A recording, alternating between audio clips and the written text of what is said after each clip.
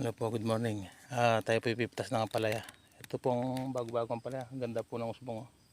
Ayan, meron na po siyang pa isa-isang bunga. Alam ko na bunga kita. Ne? Tama. Ito po, pumitas po kami. Ayan o. Paring junior yan. Good morning po. Ayan, tingnan po natin yung napitasan.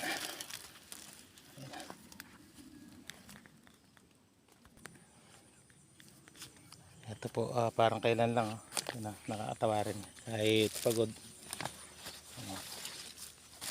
Ito po siya. Ito po yung mestizo. Maganda po yung kanyang bunga. Ayan po.